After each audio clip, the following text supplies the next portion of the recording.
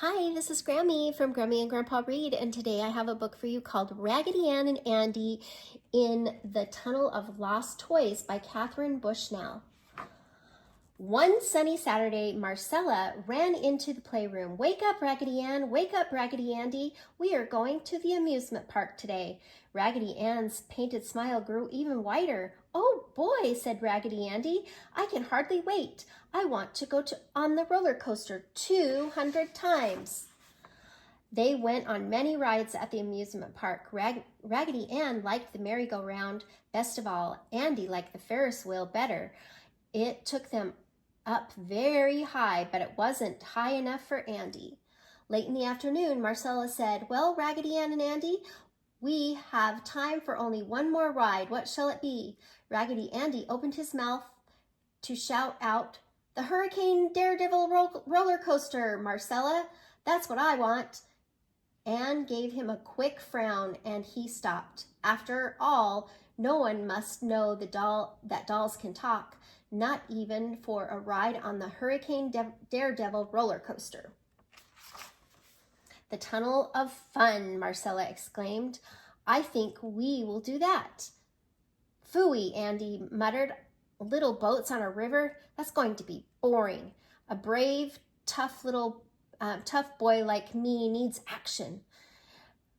Raggedy Ann smiled to herself. She knew that the Tunnel of Fun would give Andy a big surprise. They settled themselves in a boat. Just as they entered the tunnel, spooky music began to play. Around the corner, an eerie light began to glow. Raggedy Andy mumbled, "I don't think very much of this ride so far. Wow."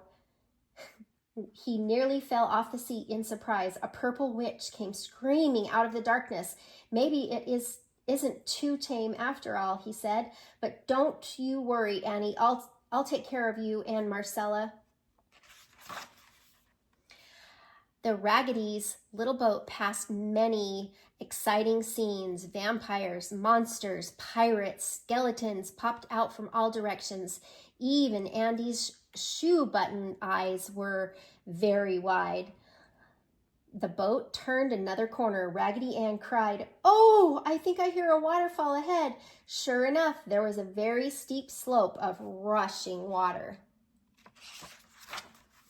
Sitting in the cave at the edge of the waterfall was the biggest, fiercest dragon they had ever seen. He had green scales sparkling with gold glitter. His orange eyes gleamed, and he breathed blue flames over the water. "Look, Anne," Andy said.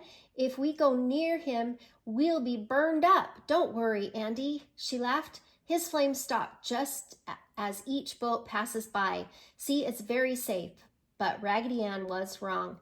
Near the dragon's cave hung two long strings. Raggedy Ann felt one of them brush her face as they passed. Suddenly, a tiny hook on the end of the string caught her dress. Andy was hooked, too. Both of them were pulled up and left hanging in the air in front of the dragon. It happened so fast that Marcella didn't even notice. She sailed away down the waterfall. "Poor Marcella," said Anne. "She will be very worried. I wonder who put these strings here." "I did," said the dragon. He unhooked them very carefully. "You are my prisoners," he growled.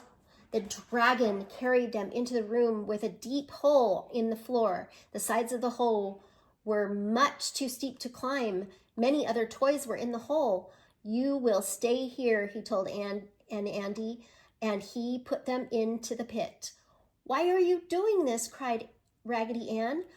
"My job is to scare people," said the dragon. "Now your friend will be scared for you." "That's not the right kind of scared," said Anne. "That's worried scared, not fun surprise scared. People should be happy when they come here." The dragon was very puzzled. He said, "I must think about this," and he went away. In the pit, the other toys ran to greet the Raggedy's. There was a pink octopus, a crying baby doll, a beautiful ballet dancer, a stuffed dog, a painted rocking horse, and a wonderful cowboy doll with spurs and a big hat. My name is Cowboy Mike, said the doll. Who are you? I am Raggedy Ann. This is my brother, Raggedy Andy, Ann said.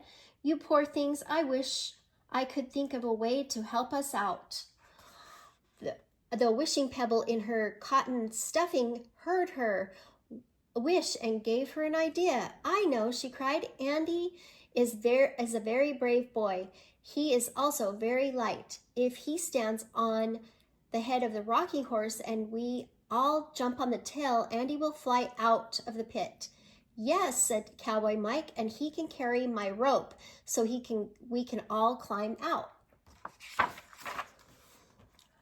Raggedy Andy was not very happy about this, but he bravely climbed onto the horse's head. All the dolls jumped very hard on the back of the horse, and Andy sailed out of the hole. Andy lowered the rope.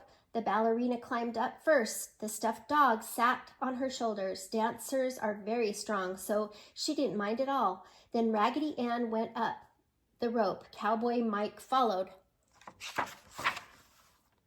At the top, Raggedy Ann looked down. Oh dear, the baby can't climb. What shall we do? The pink octopus waved one of his arms as if to say, don't worry. Then he tied the end of the rope around the rocking horse, and he put his long arms around the baby doll and carried her up the rope.